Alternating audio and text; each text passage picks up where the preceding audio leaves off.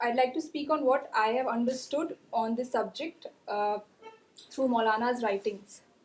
So, as far as the subject of peacemaking in Islam is concerned, I think there are two aspects to it. First, I think, is the individual aspect. That is, at the individual level, what should a person do? And that, I think, is that the root of violence, as Maulana explains, is negative thinking. So he says that negative thinking is the beginning of violence.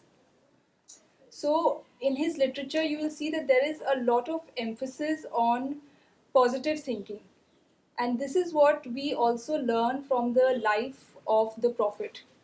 And why I think emphasis on positive thinking is very important is because I have met several Muslims who I have seen might not be actively engaged in violence, but I see that they do harbor ill feelings and bitterness for others. And I think this feeling of hatred and negativity, this is what ultimately culminates into violence and leads to deviation from peaceful behavior. And this is why Maulana in his writing says that it is very important for Muslims today to have positivity for others. And he also says that this positivity should be unilateral in the sense that you should be unilaterally positive and peaceful towards others. And he has derived this principle from the life of the Prophet because the Prophet was unilaterally peaceful towards others, unilaterally positive towards others. So, if you read the life of the Prophet, you will see that many negativities and many unpleasant and unwanted experiences happened with him, but still he was positive and peaceful. So, Maulana explains that But you cannot, to be positive, you cannot lay down the condition that if everything is ideal, if everything is according to your way of thinking, only then you will attain positivity. You should be positive in spite of experiencing unpleasantness from others, in spite of the unwanted situations. And secondly, I think at the social level, when it comes to peace, what is most important is avoidance. We all should practice avoidance and tolerance. Because in the Indian context, if you see, what happens is that uh, people generally get provoked at very trivial issues. And instead of diffusing the conflict, at the first instance, they allow it to escalate and it becomes a full fledged dispute, and in many cases, it also becomes a riot. So, the culture of avoidance is also something that Maulana lays a lot of stress on. So, he says that, for example, he has a book called Non-Violence and Peace Building in Islam.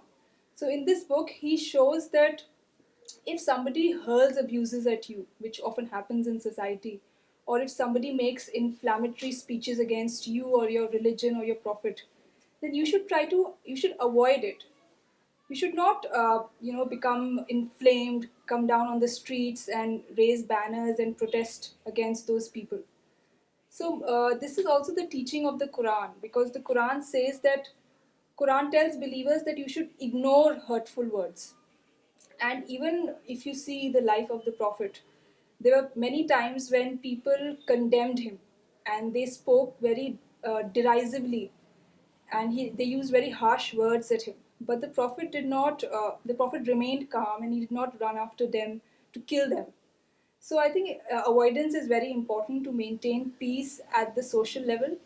And why Islam tells believers to follow the principle of avoidance is because Islam wants people or Muslims to work towards something constructive and positive. So if they get enmeshed every time in something trivial, if they get provoked and start fighting, they won't be able to attain anything constructive. They won't be able to work towards their cause. Therefore, believers are told in Islam to be tolerant.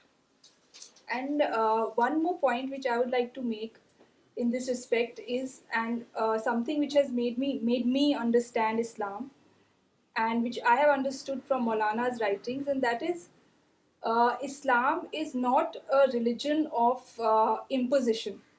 Islam is a religion of individual following. That means the teachings of Islam are meant to be followed in one's individual life. believers are not duty bound to enforce Islam on others. And I think this explanation of Islam, which Maulana gave, has helped me understand my religion. And only few days back, we were interacting, all of us at CPS were interacting with a group of Germans.